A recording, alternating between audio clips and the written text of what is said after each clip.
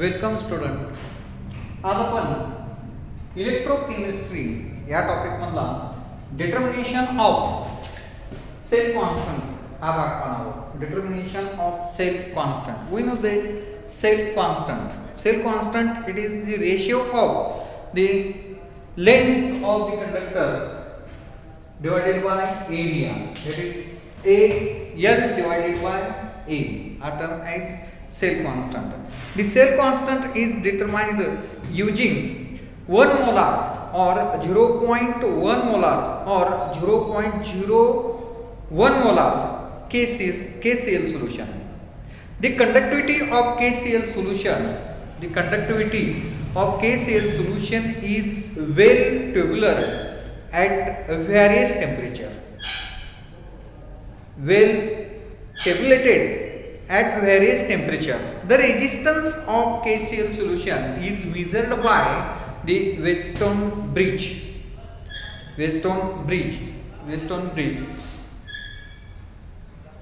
AB is the uniform wire. In this Wheatstone bridge, AB is uniform wire. AB is uniform wire. Rx, that is resistance. Rx is the variable known resistance placed in the one arm of Wheatstone bridge. The conductivity cell containing KCl. That is KCl solution 0.1 molar or 0.1 molar or 0.1 molar KCl solution is a conductivity solutions or conductivity solution of known resistance. आता याचा conductivity solution known resistance म्हणजे माहित असणारा resistance हे KCl सोल्युशनचा use केलेला आहे. is placed in the other arm. other arm म्हणजे आहे त्यामध्ये KCl सोल्युशन त्याचा रेजिस्टन्स हा नोन आहे. other arm of the Wheatstone bridge. आता यामध्ये D is current detector. This is. Then F is sliding contact that move along wire AB. This F is sliding contact move along the wire AB. Move along the wire AB until no current flow. That is null deflection. The detector D shows no deflection. The null point is that obtained at C. Null point is obtained according to Wheatstone bridge principle. आता यामध्ये आपण diagram जर पाहिले तर Wheatstone bridge यामध्ये conductivity sale आहे. या conductivity sale मध्ये आपण काल पाहिलेलं आहे यामध्ये ग्लास ट्यूब आहे. त्या ग्लास ट्यूब मध्ये प्लॅटिनम प्लेट्स या दोन प्लॅटिनम प्लेट आहे कोटेड विथ थिन लेयर. त्यानंतर सोल्युशन ऑफ अननोन सोल्युशन हे आहे. त्यानंतर unknown solution of unknown resistance solution आहे. त्यानंतर यामध्ये वायर AB ही वायर AB आहे. AB वरती त्याला एका आर्मला हा Rx म्हणजे रेजिस्टन्स हा कनेक्ट केलेला आहे. D हा डिटेक्टर आहे. डिटेक्टर D आहे आणि ही स्लाइडिंग कॉन्टॅक्ट F आहे. ही स्लाइडिंग कॉन्टॅक्ट F आहे. ही मूव केली जाते वायर AB वरती. अशा पद्धतीने मूव केली जाते की त्याच्यावर झिरो करंट किंवा null deflection null point is obtain किंवा त्यामध्ये कसल्याही प्रकारचा करंट फ्लो होत नाही अशा प्रकारचा पॉइंट या ठिकाणी क्रिएट होतो. हा जो आपण स्लाइडिंग कॉन्टॅक्ट आहे हा या वायर AB वरती मूव करतो की असा एक पॉइंट असतो की त्याच्यावरती नल डिफ्लेक्शन असते म्हणजे नो करंट फ्लो होत नाही. नो करंट फ्लो त्याला नल डिफ्लेक्शन असं म्हणतो. तो पॉइंट क्रिएट केल्यानंतर त्याला आपण त्याला C पॉइंट असं म्हणतो. आता C पॉइंट म्हणजे null deflection is obtained at C. According to Wheatstone bridge principle याच्या प्रिन्सिपल नुसार याचं जे प्रिन्सिपल आहे याच्या प्रिन्सिपलनुसार आर सोल्युशन म्हणजे resistance of solution, R solution resistance of the solution divided by length AC म्हणजे ही length AC is equal to Rx known resistance divided by length BC. This is a principle of Weston bridge. Weston bridge हे principal आहे. आपल्याला unknown सोल्युशनचा resistance calculate करायचा आहे. म्हणून त्या ठिकाणी R solution is equal to length AC into Rx divided by length BC. आता यामध्ये लेंथ AC नोन आपल्याला माहित आहे, लेंथ BC जर मेजर केली तर हे माहित होते. लेंथ AC लेंथ BC ही आपण मेजर केल्यानंतर हे माहित होते. त्यानंतर KCl सोल्युशन जे 1 मोलार घेतले किंवा 0.1 मोलार घेतले किंवा 0.01 मोलार सोल्युशन आपण घेतलेलं आहे. जे सोल्युशन घेतलेलं आहे त्या सोल्युशनचा या ठिकाणी रेजिस्टन्स आपल्याला माहित आहे. याच्यावर आपल्याला अननोन सोल्युशनचा रेजिस्टन्स हा डिटरमाइन करता येतो. अननोन सोल्युशनचा रेजिस्टन्स डिटरमाइन करता येतो by using Wheatstone bridge principle और डिटर्मिनेशन ऑफ सेल कॉन्स्टंट. याच्यावरून आपल्याला अननोन सोल्युशनचा रेजिस्टन्स हा डिटरमाइन करता येतो. By measuring length AC and BC and knowing Rx resistance of the solution or known solution, the resistance of KCl solution can be calculated. Okay. Then cell constant. Cell constant, we know that cell constant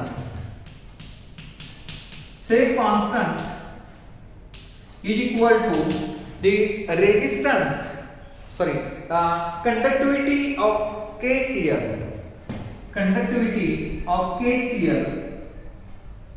Conductivity K means conductivity symbol K into resistance of unknown solution are termed as a cell constant. Cell constant is equal to K, that is conductivity of the KCl into resistance of a solution.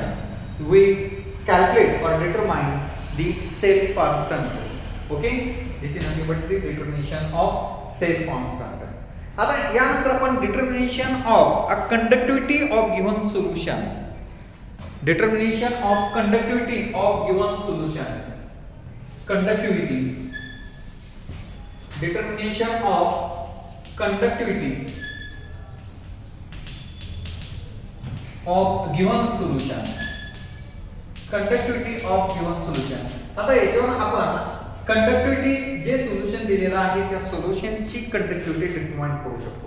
आता यामध्ये determination of conductivity of given solution KCl solution in the conductivity cell in step first is replaced by the given solution whose conductivity is to be measured. It is a resistance is measured by the process described in a step first. The conductivity of given solution is then calculated as K is equal to conductivity K is equal to cell constant divided by resistance of solution. आता यामध्ये unknown solution determination of conductivity of given solution यामध्ये आपल्याला sale constant first step मध्ये sale constant आपल्याला माहित झालेला आहे आणि सेल कॉन्स्टंट माहित झाल्यानंतर आपण त्या ठिकाणी जे सोल्युशन आहे त्या सोल्युशनचा रेजिस्टन्स माहित झालेला आहे KCl चा रेजिस्टन्स माहित झालेला आहे त्यामध्ये KCl सोल्युशन हे रिप्लेस करेल त्या ठिकाणी अननोन सोल्युशन म्हणजे ज्या सोल्युशनचा आपणाला रेजिस्टन्स मेजर करायचा आहे ते सोल्युशन यामध्ये फीड केलं जातं आणि फीड करून त्याचा रेजिस्टन्स हा मेजर केला जातो. तो रेजिस्टन्स मेजर केला की त्या ठिकाणी आपल्याला conductivity of this given solution हे डिटरमाइन करता येतं. त्यासाठी K is equal to cell constant, या ठिकाणी आपण सेल कॉन्स्टंट काढलेला आहे, cell constant divided by resistance, आणि याचा रेशिओ जर पाहिला तर त्याला आपण कंडक्टिव्हिटी ऑफ दिस सोल्युशन असं म्हणतो. जे अननोन सोल्युशन आहे की ज्या सोल्युशनचा आपल्याला कंडक्टिव्हिटी काढायची आहे, कंडक्टिव्हिटी डिटरमाइन करायची आहे, त्या सोल्युशनचं आपण कंडक्टिव्हिटी डिटरमाइन करण्यासाठी या ठिकाणी सेल कॉन्स्टंट मिळालेला आहे, आणि आपण के सेल सोल्युशन हे पहिल्या स्टेप मध्ये के सेल सोल्युशन जे आहे ते के सेल सोल्युशन रिप्लेस करून त्या ठिकाणी अननोन सोल्युशन फीड करून त्याचा रेजिस्टन्स मोजायचा आहे, आणि रेजिस्टन्स मोजला की तो रेजिस्टन्स या फॉर्म्युल्यामध्ये इथे टाकल्यानंतर cell constant divided by resistance याच्यावरून जे अननोन सोल्युशन आहे त्या अननोन सोल्युशनचा कंडक्टिव्हिटी हा डिटरमाइन करता येतो. हे दोन्हीचं कॅल्क्युलेशन केलं, याचा रेशिओ पाहिला, कॅल्क्युलेशन केलं की जे आन्सर येते त्याला आपण conductivity of the given solution असं म्हणतो, ते के. ठीक आहे. आता यानंतर आपण कंडक्टिव्हिटी कॅल्क्युलेट केली, याच्यानंतर calculation of molar conductivity, molar conductivity calculate करता येते आपल्याला. आता हे कंडक्टिव्हिटी कॅल्क्युलेट केल्यानंतर याच्यानंतर मोलार कॅल्क्युलेशन ऑफ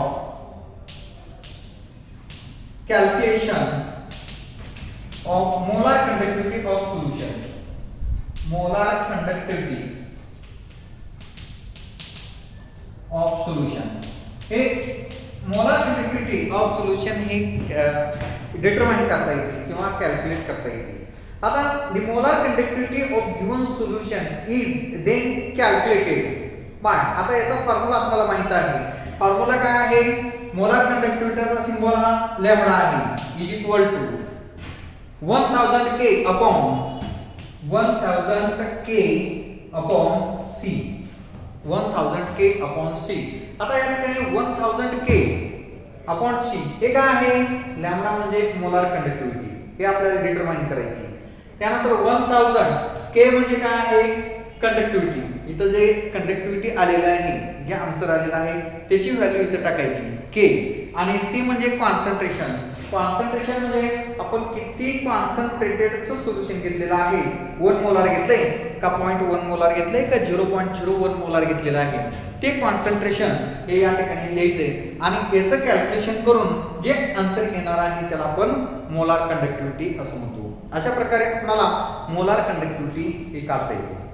आता याच्यावर काही प्रॉब्लेम आहेत, हे प्रॉब्लेम जे आहेत हे आपल्याला कंडक्टिव्हिटी काढावं लागते, सेल काही वेळा सेल कॉन्स्टंट काढावा लागतो किंवा कंडक्टिव्हिटी काढावा लागतो ह्या फॉर्म्युल्यावरून, आणि ह्या फॉर्म्युल्यावरून कंडक्टिव्हिटी काढल्यानंतर परत मोलार कंडक्टिव्हिटी सुद्धा आपल्याला विचारली जाते. अशा प्रकारे स्टेप बाय स्टेप वेगवेगळे जे आपल्याला कंडक्टिव्हिटी आहे किंवा मोलार कंडक्टिव्हिटी आहे किंवा रेजिस्टन्स आहे किंवा सेल कॉन्स्टंट आहे, हे आपल्याला जे विचारलेलं आहे प्रॉब्लेम मध्ये ते आपल्याला कॅल्क्युलेट करावं लागते.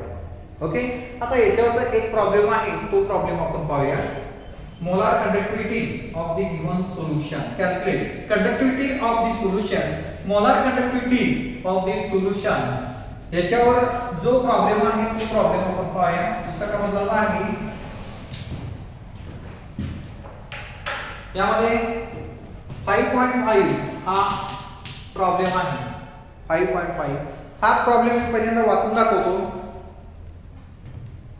A conductivity cell containing 0.1 molar KCl, 0.1 molar KCl solution, 0.1 molar KCl solution, जे काही दिलेलं आहे गिव्हन, हे या ठिकाणी लिहितो.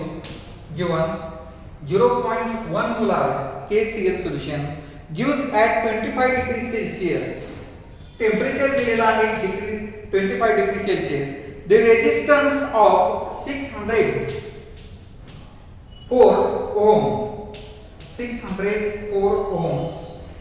The same cell containing 0.001 molar. आता इथं कॉन्सन्ट्रेशन आणखी दिलेलं आहे 1 मोलार, हे AgNO3 चं कॉन्सन्ट्रेशन दिलेलं आहे. AgNO3 चं gives resistance, आणि त्याचा रेजिस्टन्स दिलेला आहे 6530 ohm, 30 ohm हा रेजिस्टन्स दिलेला आहे. Calculate the molar conductivity of 0.01 molar AgNO3. तुम्हाला मोलार कंडक्टिव्हिटी म्हणजे लॅम्बडा विचारलेला आहे, लॅम्बडा विचारलेला आहे. आता त्यानंतर लॅम्बडा विचारलेला आहे.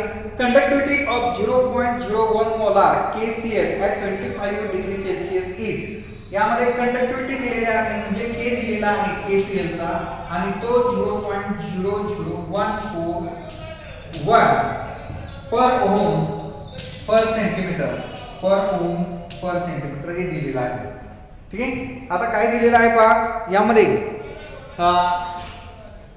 आपणाला R दिलेला आहे, रेजिस्टन्स दिलेला आहे AgNO3 चा R. त्यानंतर हा रेजिस्टन्स हा KCl चा दिलेला आहे, कॉन्सन्ट्रेशन दिलेला आहे, कॉन्सन्ट्रेशन AgNO3 चं दिले आहे, त्याला R1 R2 म्हणूया फक्त, आणि आपल्याला मोलार कंडक्टिव्हिटी हे डिटरमाइन करायचे आहे. पहा, a conductivity cell containing 0.1 molar KCl solution gives at 25 degrees Celsius the resistance of 604 ohms. The same cell containing 0.01 molar AgNO3 gives a resistance of 6530 ohms. Calculate the molar conductivity of 0.001 molar AgNO3. त्यासाठी conductivity of 0.01 molar KCl at 25 degree Celsius is 0.00141 per ohm per centimetre हे दिलेलं आहे.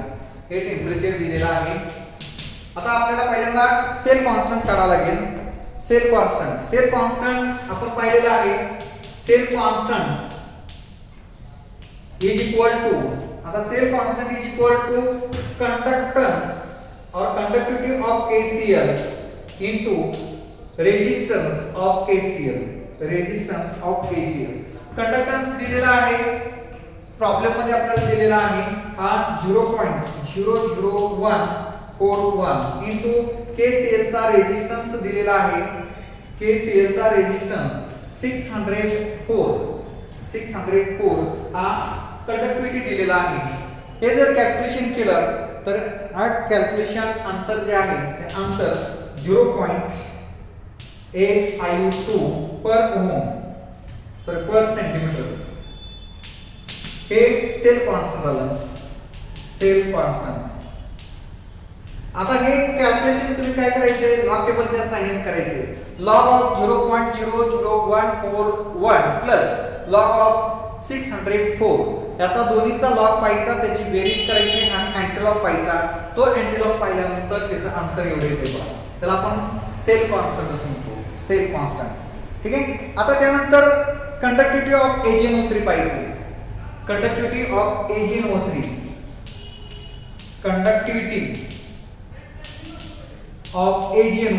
AgNO3 सोल्युशनची conductivity म्हणजे K काढायचा आहे. याच्यासाठी आपण इथं फॉर्म्युला, याच्या अगोदर आपण फॉर्म्युला पाहिलेला आहे. Cell constant divided by resistance of AgNO3. Cell constant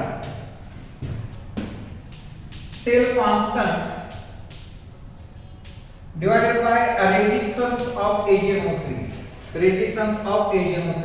आता सेल कॉन्स्टंट काय आहे इथं आलेला आहे पहा, is equal to 0.852 divided by resistance 6530.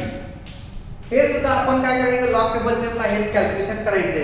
Log of 0.852 minus log of 6530 या दोन्हीचा लॉग पाहायचा, त्याची वजाबाकी करायची. वजाबाकी केल्यानंतर जे आन्सर येतंय त्याचा अँटीलॉग पाहायचा आणि तो अँटीलॉग जो आहे त्याला आपण कंडक्टिव्हिटी ऑफ AgNO3 म्हणतो आणि ते answer 1.K is equal to 1.3 into 10⁻⁴ एवढा आन्सर येते पर ओहम पर सेंटीमीटर. एवढा आन्सर येते पहा. हे आपण कॅल्क्युलेशन करून पाहिजे. 1.3 into 10⁻⁴ पर ओहम पर सेंटीमीटर. आता हे कंडक्टिव्हिटी आल्यानंतर परत मोलार कंडक्टिव्हिटी काढायची आपल्याला. मोलार कंडक्टिव्हिटी ऑफ AgNO3 म्हणजे lambda is equal to 1000 K/C. K म्हणजे हे आन्सर आलेला आहे 1000 into 1.3 into 10⁻⁴. कॉन्सन्ट्रेशन किती आहे तर AgNO3 चं 0.001 मोलार आहे, हे कॉन्सन्ट्रेशन घ्यायचं 0.001 मोलार. आता हे सुद्धा लॉग टेबलच्या सहाय्याने कॅल्क्युलेशन करायचंय. 1000 चा लॉग पाहायचा, 1.3 × 10⁻⁴ चा लॉग पाहायचा, याची दोन्हीची बेरीज करायची आणि त्यामधून त्याचा लॉग पाहून तो मायनस करायचा आणि येणाऱ्या आन्सरचा अँटीलॉग पाहायचा आणि अँटीलॉग जो येईल ते आपलं आन्सर आहे. आणि ते आन्सर जे आहे लॅम्बडा और molar conductivity is equal to 130 per ohm centimetre square per mole. This is nothing but the molar conductivity of AgNO3. या अशा प्रकारे तुम्हाला प्रॉब्लेम सोडवायचे आहेत. यामध्ये तुम्हाला पहिल्यांदा सेल कॉन्स्टंट काढावा लागेल. सेल कॉन्स्टंट हा काढण्यासाठी त्याचा फॉर्म्युला आहे conductivity of KCl into resistance of KCl. याचा कंडक्टिविटी दिलेला आहे 0.00141, रेजिस्टन्स हा 604 आहे. याचा आन्सर 0.852 पर सेंटीमीटर येईल. त्यानंतर सेल कॉन्स्टंट मिळाल्यानंतर कंडक्टिविटी ऑफ AgNO3 काढायचे. Conductivity of AgNO3 K is equal to cell constant divided by R. हा 0.0852 अपॉन 6530. हे कॅल्क्युलेशन केल्यानंतर त्याचा आन्सर जे आहे ते 1.3 × 10⁻⁴ पर ओम पर सेंटीमीटर एवढा याचा आन्सर येईल. Per ohm per centimetre. त्यानंतर आपल्याला मोलार कंडक्टिविटी काढायची आहे. हे आन्सर आला conductivity of silver nitrate AgNO3 K. हे कंडक्टिविटी आल्यानंतर त्याच्यावर मोलार कंडक्टिविटी काढायची. Molar conductivity is equal to हा फॉर्म्युला आहे 1000 K/C. K म्हणजे कंडक्टिविटी ऑफ AgNO3. ते दिलेले आहे आपल्याला 1000 * कंडक्टिविटी हे कॅल्क्युलेट केलेले आहे आपण 1.3 × 10⁻⁴ डिवाइडेड बाय कॉन्सन्ट्रेशन. हे AgNO3 चं कॉन्सन्ट्रेशन दिलेलं आहे. Concentration of AgNO3 is 0.001 molar. हे इथं व्हॅल्यू टाकले. हे कॅल्क्युलेशन करायचे लॉग टेबलच्या सहाय्याने कॅल्क्युलेशन करायचे.